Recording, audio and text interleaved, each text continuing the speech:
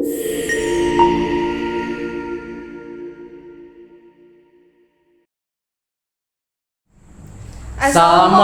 warahmatullahi wabarakatuh. Shalom. Salam sejahtera bagi kita semua. Om Swastiastu. Namo Buddhaya. Salam kebajikan. Halo Sobat Adiasa, selamat datang di podcast Pokari, podcast Kejaksaan Negeri Cianjur. Podcast kali ini adalah suatu program dari Kejaksaan Negeri Cianjur, di mana merupakan kemasan dari program Jaksa Menyapa. Pagi Kak Ika. Pagi. Oke, ini teman saya ada Teh Ika dan saya Doris Yondra yang akan memandu podcast kali ini. Oke. Teh Ika, hari ini kita bakal bahas apa ya? Hari ini di podcast ini kayaknya kita akan membahas tentang desa, Kak. Desa? Oke, lebih spesifik gitu? Ya, lebih spesifik tentang dana desa. Dana desa. Dana desa itu kayak apa ya? Nah, Ya. buat Sobat Adiaksa yang pengen tahu apa sih dana desa itu, kita kebetulan sudah kedatangan tamu yang kredibel nih untuk membahas soal dana desa itu sendiri. Mari kita sambut Pak Endan Hamdani SHMH selaku Inspektur Kabupaten Cianjur. Bapak, selamat pagi. Selamat pagi, Assalamualaikum warahmatullahi wabarakatuh. Waalaikumsalam. Sebelumnya Bapak boleh perkenalan dulu untuk Sobat Adiaksa agar tahu Bapak itu sebagai apa. Pengalamannya Pak di sini di Terima Cianjur kasih. seperti apa? Pemandu acara, perkenalkan nama saya Endan Hamdani. Kebetulan jabatan yang saat ini saya emban adalah sebagai Inspektur Inspektorat Kabupaten Cianjur dari sejak tahun 2023 sampai dengan sekarang. Wah, 2023 berarti udah banyak sekali pengalamannya kali ya? Benar sekali, udah pasti Mudah-mudahan bisa tahu ya Pak ya berbagi. tentang dana desa. Siap. Oke Pak, langsung ke temanya aja sih Pak. Siap. Buat Sobat Adiaksa pengen tahu sebenarnya berapa jumlah sih desa yang ada di Kabupaten Cianjur ini? Soalnya kan kita ngomongin dana desa nih, kayaknya besar sekali ya gitu Pak. Jadi Kabupaten Cianjur itu terdiri dari 32 kecamatan, 354 desa dan 6 kelurahan. 354 desa, besar. Banyak ya kayak di sini ya, Kabupaten Cianjur ya Pak. Betul, Bu. Sebelumnya Pak, tadi kan Bapak bilang Bapak itu sebagai inspektur daerah Kabupaten Cianjur ya. Nah itu tugas pokok dan fungsinya itu gimana ya Pak? Jadi Inspektorat Kabupaten Cianjur memiliki fungsi dan tugas pokok membantu Pak Bupati dalam rangka melakukan pembinaan dan pengawasan terkait dengan penyelenggaraan pemerintahan di desa, salah satunya seperti itu. Oke. Tadi kan Bapak nyinggung soal pengawasan. Pengawasan. Nah, kalau kita bahas soal pengawasan, bagaimana sih inspektorat itu melakukan pengawasan gitu Pak? Khususnya terhadap dana desa itu sendiri. Ya, terima kasih. Jadi pengawasan yang dilakukan inspektorat terhadap pengelolaan dana desa itu pertama kita buatkan dulu di PKPT, Program Kerja Pengawasan Tahunan. Karena setiap pengawasan yang akan dilakukan oleh inspektorat itu harus termuat di dalam Program Kerja Pengawasan Tahunan yang setiap tahun itu ditetapkan oleh keputusan Bupati yang didelegasikan lebih lanjut ke inspektur. Seperti itu. Nah, setelah di PKPT muncul, di sana nanti ada terkait dengan program pengawasan yang sifatnya pemeriksaan dengan tujuan tertentu, ada yang sifatnya audit dengan tujuan tertentu, ada yang namanya pemeriksaan khusus atas pengaduan yang disampaikan oleh masyarakat, ada yang sifatnya audit kepatuhan keuangan tanpa mengeluarkan opini, gitu. Jadi yang selanjutnya ada audit kinerja terhadap penyelenggaraan pemerintahan desa. Prosesnya panjang ya Pak? Prosesnya Ternyata. panjang, Ternyata itu ya. banyak Iya. jenis audit yang dilakukan oleh inspektorat. Tadi Bapak bilang tergantung jenis audit. Nah, Betul. kebetulan apa saja Pak jenis audit yang digunakan inspektorat dalam mengawasi dana desa tersebut Pak? Nah, untuk dana desa itu kan dirangkum dalam bentuk APBDes, Pak. Jadi ada dana desa, ada alokasi dana desa, ada dana bagi hasil yang diperuntukkan untuk desa, ada pendapatan asli desa. Itu dimuat dalam bentuk anggaran pendapatan dan belanja desa. Nah, kita setiap tahun itu melakukan pengawasan yang terkait dengan penyelenggaraan pemerintahan desa, terutama yang bersumber dari dana desa.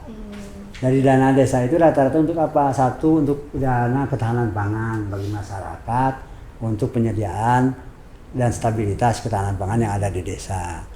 Untuk perekonomian desa, untuk kinerja desa, dan untuk pembangunan desa. Nah, kita melakukan audit itu secara reguler. Jadi setiap 1 tahun kita masuk melakukan pengawasan terhadap penyelenggaraan yang dilakukan oleh pemerintahan desa. Oh, ngomongin soal reguler tuh Pak, jadi itu tuh di auditnya tuh inspektorat tuh datang ke desanya langsung atau desanya apa tuh perangkat desanya datang gitu untuk melakukan diperiksanya gitu buat. Jadi kita datang ke desa setiap 1 tahun sekali Pak. Seluruh desa ya. Karena keterbatasan sumber daya manusia yang ada di kita Pak. Paling itu ketemunya 3 tahun kemudian lagi Pak. Wow. Karena 354 desa kita hanya punya tenaga auditor maupun P2UPD itu kurang lebih sekitar 46 orang Pak. Jadi paling ketemu lagi nanti 2 tahun atau 3 tahun kemudian. Setelah 1 tahun sekarang diperiksa, nah diperiksa lagi paling 2 tahun atau 3 tahun kemudian. Karena keterbatasan sumber daya manusia yang ada di kita. Tapi pasti perlu perjuangan dan kerja keras ya maksudnya. Betul. Apalagi yang Cianjur tuh luas banget gitu. Terus tiba-tiba kita harus ya, Pak, ya. Yang di selatan luas geografisnya Pak. Jauh. mendaki gunung lewati lembah gitu kan. Berliku-liku jalannya. Betul. Jadi hambatan kita ada di sana Pak. Jadi hambatan kita luas geografi kita sangat luas, sumber daya manusia kita terbatas. Terus standar pemeriksaan untuk biaya operasional juga kan kita dibatasi juga. Cuman 170.000 satu kali meriksa itu per hari. Nah sementara tuh ketika mau ke desa kan kita harus pakai ojeknya juga rata-rata 200.000 bolak-balik. Penuh tantangan. Nah, itu penuh tantangan yang memang harus disikapi secara bijak oleh kita sebagai manajemen di lingkungan inspektorat. Kalau begitu, langkah-langkah yang dilakukan inspektorat jika ditemukan penyalahgunaan penyelewengan dana desa setelah audit itu ya. Itu gimana Pak? Nah biasanya setiap melakukan pengawasan dalam bentuk audit, ketika ditemukan ada penyalahgunaan pengelolaan keuangan di desa, maka rekomendasi yang kita terbitkan kepada si perangkat desa yang bersangkutan adalah difokuskan pengembalian ke kas desa atau pembayaran ke kas negara kalau dalam bentuk pajak. Misalnya desa belum bayar pajak, nah kita rekomendasikan untuk membayar pajak ke kas negara. Ketika ditemukan ada penyalahgunaan keuangan desa, kita rekomendasikan sesuai dengan sumber dananya. Kalau sumber dananya dari PAD atau DD itu biasanya ke kas desa. Kalau sumber dananya dari bantuan provinsi itu ke kas negara, ke provinsi melalui kas daerah. Gitu. Jadi diutamakan dan prioritaskan rekomendasi dulu pengembalian. Oke. Mas, kan tadi kan soal dapat nih penyelewengan, misalnya dari audit, terus kita dapat penyelewengan dan misalnya dapat kasus nih. Ya. Itu biasanya perangkat desa yang harus berkoordinasinya itu dari inspektorat biasanya apa aja ya Pak? Misalnya apakah kadesnya atau gimana gitu Pak? Yang biasanya Jadi inspektorat dalam melakukan audit itu pertama kita kan ada 4 IRBAN, inspektur pembantu. Ada IRBAN wilayah 1 yang menaungi berapa kecamatan, berapa desa. Ada IRBAN 2 sama. Jadi tiap IRBAN itu mempunyai wilayah binaan. Ada yang namanya organ khusus yaitu IRBAN khusus, IRBAN inspektur pembantu bidang khusus. Nah kalau IRBAN khusus ini untuk menampung dan menindaklanjuti apa yang menjadi permintaan dari aparat penegak hukum, apa yang disampaikan atau diadukan oleh masyarakat secara langsung ke kita. Nah kalau reguler itu biasanya oleh inspektur pembantu wilayah 1, 2, 3, dan 4. Nah, siapa yang melakukan koordinasi? Nah saya selaku inspektur setiap diselenggarakannya pengawasan membuat surat tugas. Inspektur pembantunya sebagai wakil penanggung jawab, nanti auditor seniornya sebagai pengendali teknis, nanti auditor madianya atau mudanya sebagai ketua tim, nanti dibagi lagi anggota tim ke bawahnya. Jadi yang koordinasi itu ketua tim dengan obrik, dalam hal ini kepala desa atau perangkat desa. Oke. Kalau tadi kan Bapak nyinggung soal aparat hukumnya nih. Ya. Aparat hukum berarti ada lembaga-lembaga lain yang turut terlibat nggak sih? Misalnya dalam katakanlah tadi ada penemuannya apakah melibatkan kayak kita kejaksaan atau Ya. misalnya ada lembaga lain gitu yang biasanya buat bersinergi Ya, gitu. memang betul Pak. Jadi dalam mengawasi terhadap pengelolaan dana desa ini kan ada pengawasan yang dilakukan baik dari eksternal maupun internal. Nah dari internal kita dari inspektorat, dari BPKP. Nah kalau dari eksternal itu bisa oleh BPK. Ada yang dari aparat penegak hukum bisa dari KPK, dari kepolisian maupun kejaksaan. Ada pengawasan yang dilakukan oleh masyarakat secara langsung. Dan itu diatur di dalam peraturan pemerintah nomor 12 tahun 2017 tentang pembinaan dan pengawasan penyelenggaraan pemerintahan daerah. Kalau kasus penyelewengannya sendiri itu biasanya emang temuan inspektorat atau bisa kayak warga sekitar tuh bisa lapor gitu Pak. Kalau lapor harus kemana sih? Nah, untuk ini memang karena ada keterbatasan sumber daya manusia yang ada di kita, Pak. Kita juga berharap kontrol sosial dari masyarakat, baik melalui lembaga swadaya masyarakat, baik melalui media, baik melalui komponen stakeholder terkait. Silakan ketika menemukan kejanggalan atau penyalahgunaan terindikasi seperti itu, masyarakat jangan sungkan-sungkan melapor, baik mau ke inspektorat, mau ke kejaksaan, mau ke kepolisian, mau ke pemerintah daerah. Nah, kita di inspektorat sudah membuat aplikasi yang namanya Silapang Dada, Pak. Silapang Dada. Sistem informasi layanan pengaduan dana desa dan dana Pemda. Oh, berarti buat masyarakat khususnya sobat Adiaksa yang merasa kayak dana desaku kayaknya ada bermasalah gitu kan. Silakan masyarakat. Jadi tinggal download nanti aplikasi aja yang Silapang Dada di Play Store berarti ya. Android juga Ada ya di Kominfo Cianjur di satu pintu kan melalui kantor Dinas Komunikasi dan Informatika Kabupaten Cianjur, nanti bisa diklik itu Silapang Dadanya. Jadi masyarakat bisa langsung lapor tanpa diketahui identitasnya juga silakan. Nanti kita tindak lanjuti sesuai ketentuan dan ibaratnya aturan. aman lah ya Pak buat Aman. saksi kayak gitu. Buat si pelapor aman, kita jaga kerahasiaan informasi yang bersangkutan. Menarik sekali ya Kak Yon. Iya. Gini Pak, bagaimana cara kepala desa dalam menggunakan anggaran dan dana desa yang baik dan benar?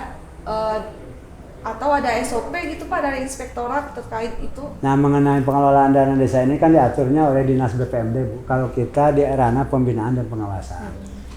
Tata cara pengelolaan keuangan desa yang baik dan benar, pertama adalah transparansi. Jadi kepala desa itu harus transparan. Setiap tahun pada saat mereka mau menetapkan APBD dengan BPD, itu harus diumumkan di tempat-tempat publik yang bisa diakses oleh masyarakat. Nah, salah satu bentuk transparansinya adalah mengumumkan di tempat-tempat yang bisa diakses oleh masyarakat bahwa APBD desa ini sekian miliar. Nah, ini jelas rinciannya apa aja. Kalau kita sering Nah, lihat gitu kan di ya. desa-desa Cianjur itu sering banget. Ada spanduk atau baligo gitu yang dipangpang di depan atau di tempat yang bisa diakses oleh masyarakat. Yang kedua, akuntabel, dapat dipertanggungjawabkan. Nah, dapat dipertanggungjawabkan itu setiap belanja, setiap pendapatan yang dihasilkan oleh perangkat desa, yang dibelanjakan oleh perangkat desa untuk kesejahteraan dan pelayanan kepada masyarakat, itu harus dapat dipertanggungjawabkan, Bu.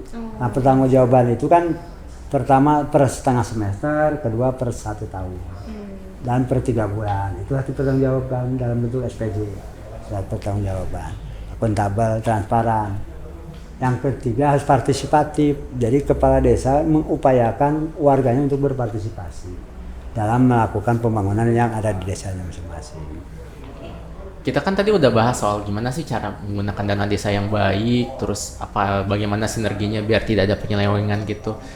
Tapi yang jadi pertanyaan juga adalah sebenarnya dana desa ini sebelum digunakan, mungkin masyarakat juga bertanya, sebelum ada kasus misalnya kayak gitu, itu sebenarnya udah ada sosialisasi sama ibaratnya bagaimana cara menggunakannya gitu Pak. Misalnya ada pelatihannya gitu nggak sih buat perangkat desanya? Jadi perangkat desa itu sebelum mereka melaksanakan kegiatan terkait dengan pengelolaan desa ini, biasanya dinas yang membidangi desa, dalam hal ini Badan Pemberdayaan Masyarakat Desa, itu melakukan sosialisasi Pak dengan pihak kecamatan terkait dengan pengelolaan tadi, mulai dari perencanaan, diawali dengan musrembangdus, musyawarah rencana pembangunan di tingkat dusun, kemudian ditingkatkan ke musyawarah perencanaan pembangunan di tingkat desa.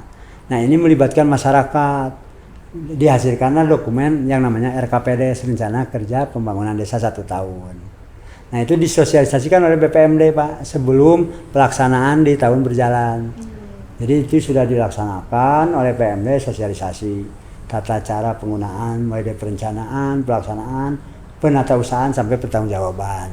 Itu sudah disosialisasikan baik oleh BPND maupun oleh inspektorat sendiri. Inspektorat ditekankan di dalam segi pertanggungjawaban dan penatausahaannya. Oke. Bapak, apakah ada tantangan yang dihadapi inspektorat dalam mengawasi dana desa tersebut, Pak, sampai saat ini? Jadi tantangan yang selama ini kita hadapi, pertama keterbatasan sumber daya manusia yang ada di kita. Dengan jumlah desa di Cianjur sekitar 354, dengan luas wilayah paling luas kedua di Jawa Barat, ya Pak, benar. ini menjadi kendala buat kita. Nah, meskipun demikian kita memaksimalkan potensi yang ada. Yang kedua memang sarana prasarana di kita masih minim. Nah, ke depan kita akan mengupayakan dengan kebijakan dari pemerintah pusat bahwa anggaran untuk pengawasan itu ada di angka 0,5% dari total belanja APBD. Nah, mudah-mudahan dengan regulasi yang dikeluarkan oleh pemerintah pusat itu bisa memperkuat pengawasan kita untuk penyelenggaraan pemerintahan desa. Gitu. Oke. Jadi tadi balik lagi ternyata dana desa itu kompleks ya buat diawasinnya oleh inspektor Pastilah ini. itu, Kak, soalnya menyangkut dana. Nah, transparansi uang. dan akuntabilitasnya itu sangat diperhatikan sekali gitu. Benar Terlepas dari mungkin banyak ada hambatannya, ternyata inspektorat mengusahakan yang terbaik ya untuk apa tuh khususnya buat warga Sobat Adiaksa, warga Cianjur Iya, gitu. Sobat Adiaksa yang ada di Kabupaten Cianjur ya. Oke, Bapak, pertanyaan terakhir nih, apa nih harapan inspektorat kepada kepala desa mengenai penggunaan dana desa gitu? Jadi harapan kita dari pemerintah Kabupaten Cianjur melalui inspektorat, para kepala desa, perangkat desa, silakan maksimalkan potensi anggaran yang sudah diberikan baik dari pemerintah pusat, pemerintah provinsi maupun pemerintah kabupaten untuk melayani kesejahteraan masyarakat di Kabupaten Cianjur. Gunakanlah alokasi dana desa, APBD yang ada di desa dengan baik dan benar sesuai ketentuan dan aturan yang ada. Ketika ada persoalan, ketika ada hambatan, silakan untuk datang ke inspektorat atau ke dinas lain untuk dikonsultasikan supaya kita dapat membantu mendeteksi dari sedini mungkin agar tidak ada pelanggaran, tidak ada kesalahan dalam pengelolaan dana desa. Intinya dana desa diperuntukkan untuk kesejahteraan masyarakat yang ada di wilayah pedesaan Kabupaten Cianjur. Oh, berarti intinya satu koordinasi juga ya Pak. Koordinasi. Kalau apa-apa ya udah berarti Sangat harus ke penting ya. inspektorat Ya. gitu ya. Benar sekali. Betul. Oke, Bapak terima kasih atas Sama-sama. waktunya. Ya, informasinya sangat berguna bagi Bagus. Sobat Adiaksa untuk mengelola dana desa yang ada di Kabupaten Cianjur. Gitu. Dan balik lagi buat Sobat Adiaksa yang misalnya punya pertanyaan khususnya buat perangkat desa bisa langsung ke inspektorat ya Pak. Dan buat warga nih yang merasa dana desanya nih kayaknya ada yang nggak janggal nih, ada bisa lapor tadi di aplikasi Lapang Dada ya Pak. Lapang Dada. Bisa Lapang langsung Dada. ke kantor juga bisa. Oke. Oke. Oke, kalau gitu sekian dari kami. Saya Doris Yondra. Saya Ika Yolanda. Pamit undur, sampai jumpa. Terima kasih. Jangan lupa like, dan subscribe, dan komen. Bye-bye. Assalamualaikum warahmatullahi Assalamualaikum warahmatullahi wabarakatuh.